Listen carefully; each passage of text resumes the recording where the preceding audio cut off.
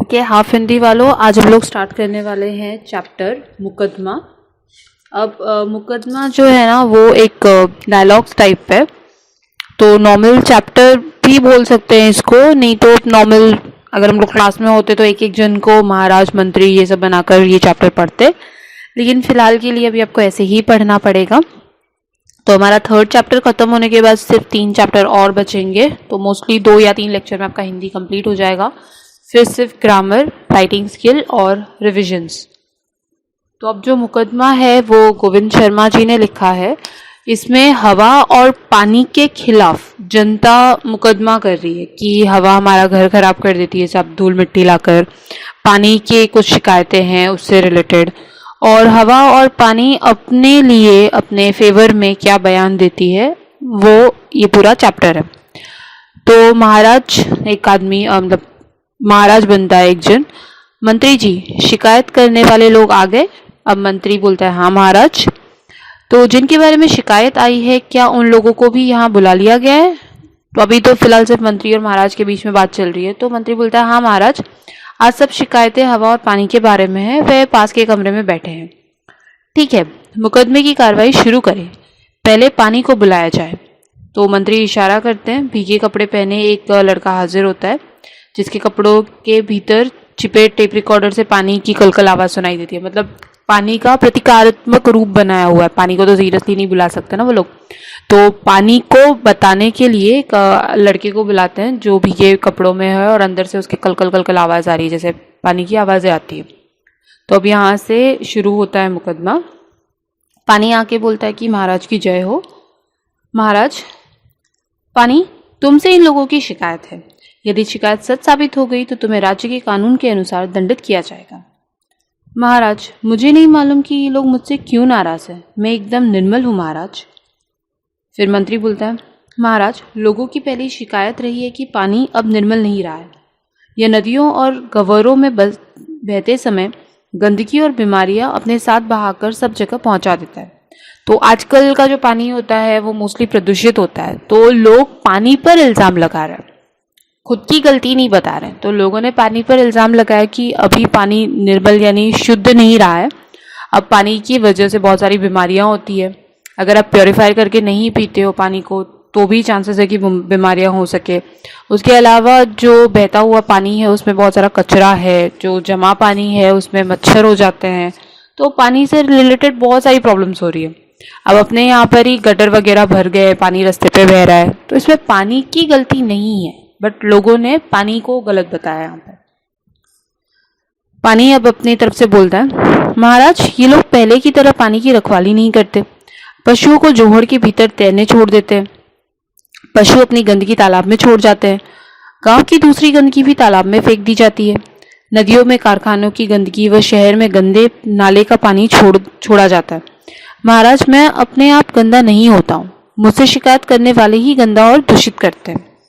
तो अभी पानी बोल रहा है कि भाई मैं खुद अपनी वजह से गंदा नहीं होता हूँ, ये लोग पशुओं को जोहड़ मतलब तालाब जो रहता है छोटा सा उसके अंदर छोड़ देते हैं, तो फिर वो जो एनिमल्स है वहाँ पर गोबर करना, मल मूत्र वगैरह त्याग करना, ये सब करते ही है। तो जानवर अपनी गंदगी डाल देते हैं मेरे अंदर। फिर उसके अलावा जो गांव के कूड़ा करकट कचरे रहते हैं वो भी तालाब में फेंक देते हैं। कारखानों और शहरों की जो गंदगी होती है वो भी नाले में छोड़ते हैं और वो भी मेरे में ही आ जाती है। तो अगर इन लोगों को शिकायत है कि मैं गंदा हो गया हूँ या पानी की वजह से कोई बीमारी फैल रही है, तो पानी को दूषित करने वाले भी ये लोग ही है। महाराज बोलते हैं भाइयों, आपके पास इसका क्या जवाब है?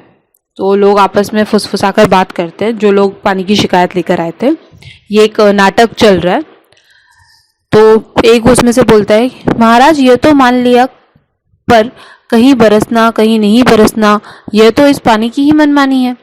कि चलो हमने ये तो मान लिया कि हम गंदगी करते हैं, जो रुका हुआ पानी है या जो नदी का पानी है हम उसमें गंदगी फैलाते हैं, लेकिन पानी कभी बारिश कभी भी हो जाती है, कभी होती ही नहीं है, तो ये तो पानी की मनमानी है ना। तो पानी ने बोला नहीं महाराज, मुझ पानी की मर्जी कहाँ चलती है। जिधर ढलान हो, जहाँ का माहौल अनुकूल हो, वहाँ मुझे जाना ही पड़ता है। इन लोगों ने पहाड़ियों को काट कर वहाँ मैदान बना दिए, पेड़ काट डाले, वन नष्ट कर दिए, ऐसी जगह बरसात कैसे हो सकती है? वर्षा न होने के लिए भी यही लोग जिम्मेदार हैं। तो अभी पानी ने अपने फेवर में बोला कि जहाँ पर भी ढलान होती है, पहाड़ होते हैं, वन होते हैं, अब ये तो आप लोगों को साइंस में भी पढ़ाया गया था कि जहाँ पर पेड़ पौधे ज़्यादा होते हैं, जहाँ पर पहाड़ होते हैं, वहाँ पर बारिश होने के चांसेस ज़्यादा होते हैं। तो अब हम जैसे जो लोग हैं जंगल वगैरह सब काट चुके हैं, मतलब इंसान सब काट चुके हैं, पहाड़ काट चुके हैं, रास्ते बना चुके हैं, तो अब हम कैसे एक्सपेक्ट करेंगे कि बारिश नॉर्मल होने लगे? फिर उसमें से दूसरा बोलता है कि अधिक वर्षा के लिए कौन जिम्मेदार है? तो पानी बोलता है कि जो बादल बना है वो तो बरसेगा ही। फिर जहाँ वर्षा का पानी बहना चाहिए, जहाँ नदी बहनी चाहिए, जहाँ मेरे सुस्ताने की पुरानी जगह होगी, वहां तो मैं आऊंगा ही। लोग ने ऐसी जगहों पर घर बना लिए हैं, ऐसे घर तो डूबेंगे ही। मैं इनकी बनाई गलियों नालियों में घूमता रहूं, ये कैसे संभव है? तो अब अधिक बारिश के लिए पानी अपने फेवर में बोल रहा है कि पहाड़ होते हैं, जंगल होते हैं, वहां तो बारिश होनी ही है।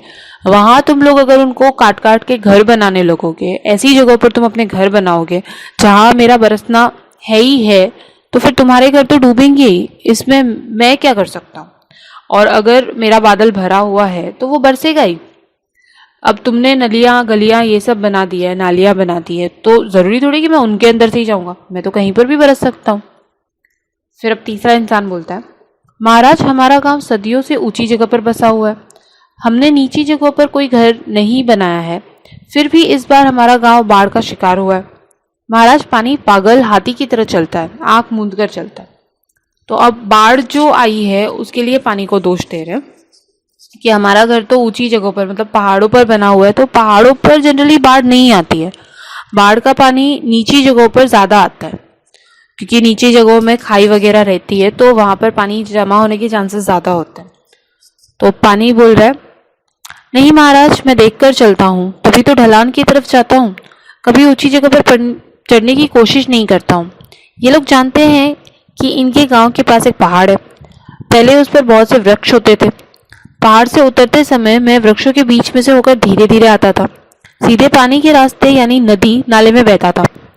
अब लोगों ने पहाड़ के वृक्ष साफ कर दिए, मैं वहां से उतरता नहीं हूँ बल्कि लुढ़कता हुआ नीचे आता हूँ।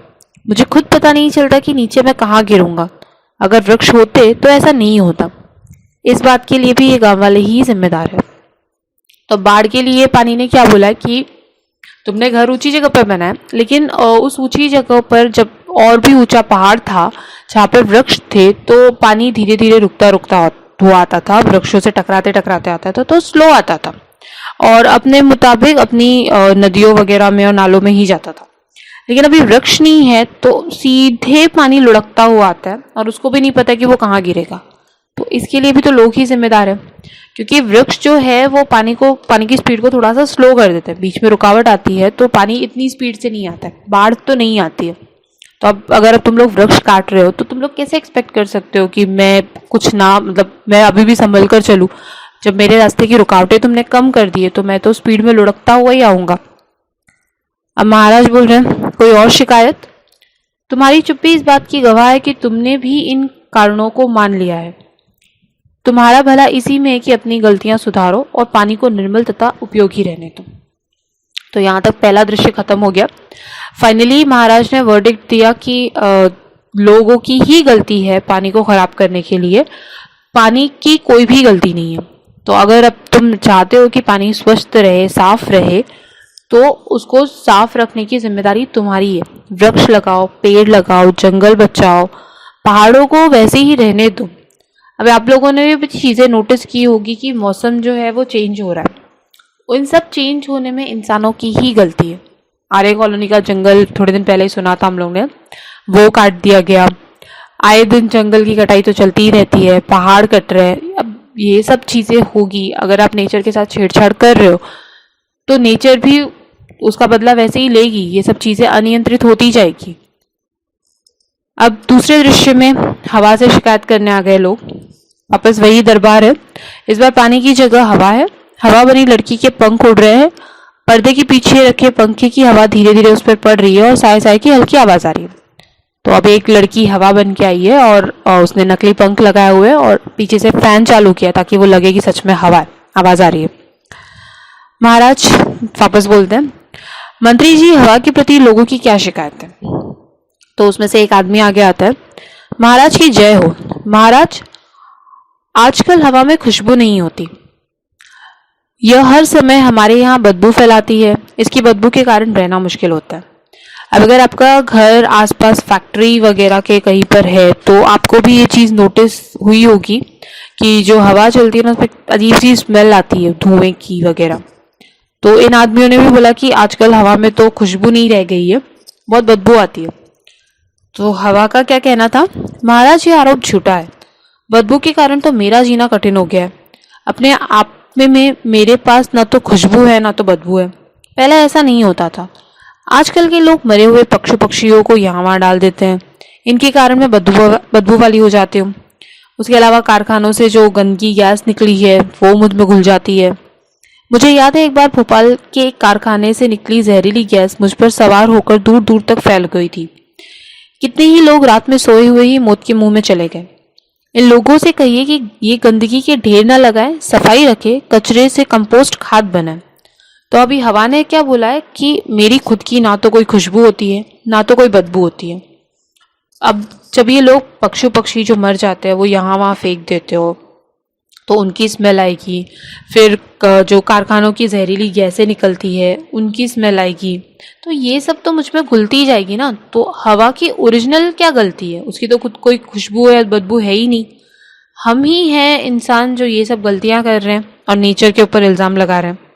अब हवा बोलती है कि मुझे भोपाल गैस का एक कांड याद है, आप लोग ने भी सुना होगा। सबसे बहुत चर्चित था उस टाइम पे, काफ़ी बहुत बड़ी ट्रेजेडी हुई थी।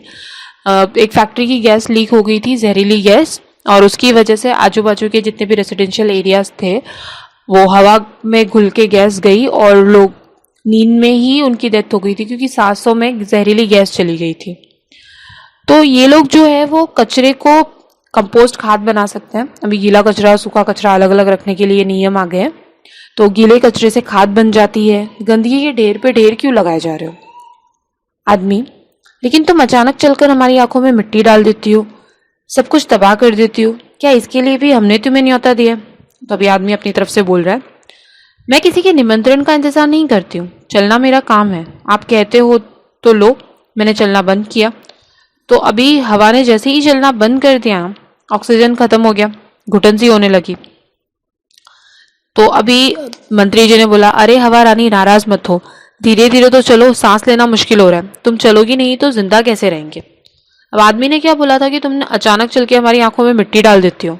तो हवा चिढ़ गई, बोला तुम्हारे चलने का या तुम्हारे न्योते का वेट थोड़ी करूंगी, मैं तो चलती ही रहती हूँ। और हवा जब चलती रहती है तभी अच्छी होती है, तभी उस हमारी ऑक्सीजन वगैरह और सब कुछ बराबर रहता है। हवा ने अगर चलना बंद कर दिया तो हमारा दम घुट जाता है। तो अभी महाराज ने बोला, हवा के बारे में कोई और शिकायत है? तो एक औरत आगे आती है और बोलती है, महाराज हम अपने महाराज हम अपने घर साफ सुथरे रखते हैं, पर हवा आंधी बनकर आती है और हमारे घर रेत और कूड़े से भर देती है। हवा तो बहे पर आंधी क्यों? तो अभी हवा बोल रही है, महाराज आंधी से इनका मतलब मेरे तेज चलने से है। वैसे तो मैं हर समय बहती रहती हूँ, पर इन्हें जब गर्मी लगती है तो पंखा चलाकर मेरी गति बढ़ा लेते हैं। उसी तरह जहाँ भी हवा कम होती है मैं तेजी से वहां जाती हूँ। जब मैं तेजी से चलती हूँ तो रेत मिट्टी कूड़ा आदि जो भी हल्की चीज है वो तो मेरे साथ उड़ने ही लगेगी ना। ये अपने घर और दुकान साफ करके कूड़ा घर के आसपास की गली या सड़क पर डाल देते हैं। कई बार गांव के बाहर कूड़े के ढेर लगा देते हैं। इनका फेंका कूड़ा ही वापस इनके घर में आता है। तो जो ये लोग हैं शहरों में पॉलिथीन की थैलियां वगैरह और ये सब फेंकते हैं, तो ये सब मेरे साथ उड़कर खेतों में फैल जाती है, फसलों को नुकसान पहुंचाती है। जैसी करनी वैसी भरनी, इसमें मैं क्या कर सकती हूँ? इसमें मेरा भी मन बड़ा दुखी होता है, लेकिन मैं कुछ नहीं कर सकती।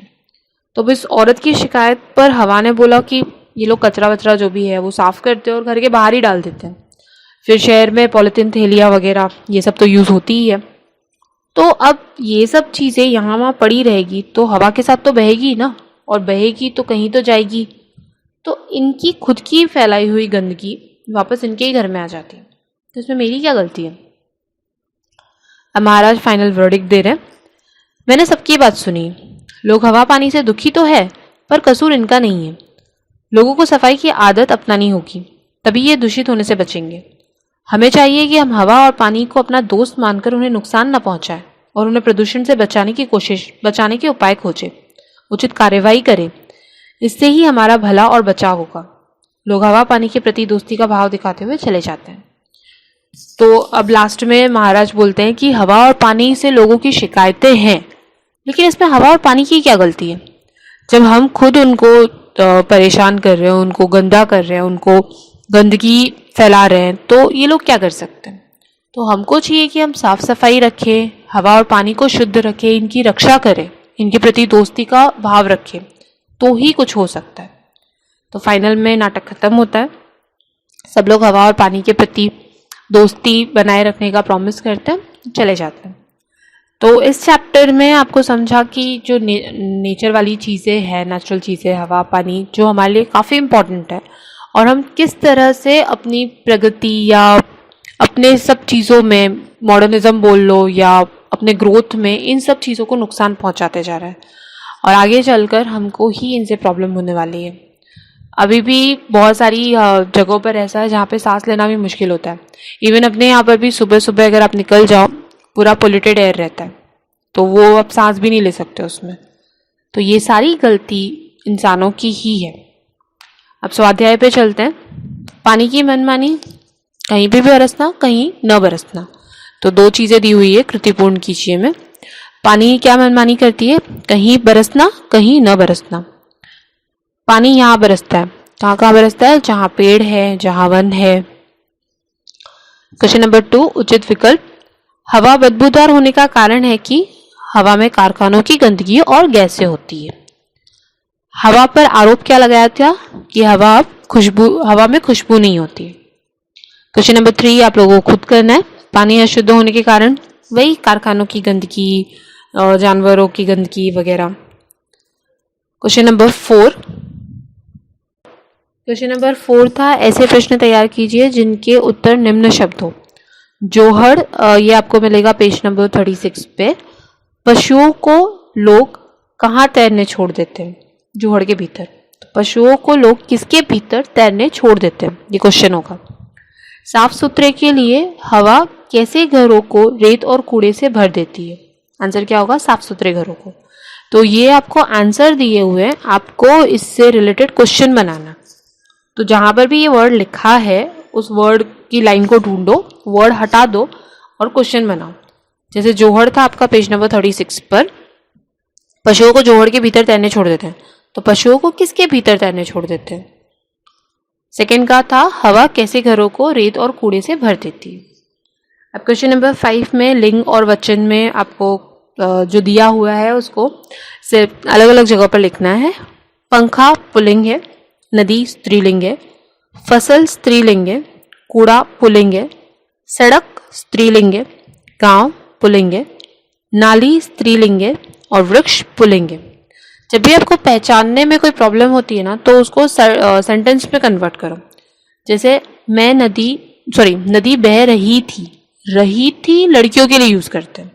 पंखा चल रहा था, पंखा चल रही थी नहीं बोलते हैं। फसल की कटाई करनी है, फसल खड़ी हो गई, खड़ी। कूड़ा वहां फेंक दो या कूड़ा फैला हुआ है। ये सब जो सेंटेंस है हम पुल्लिंग के लिए यूज करें, कूड़ा फैली हुई नहीं बोलते हम लोग। सड़क चलती है या ये सड़क कहाँ जाएगी, सड़क चल रही है, सड़क चल रही है।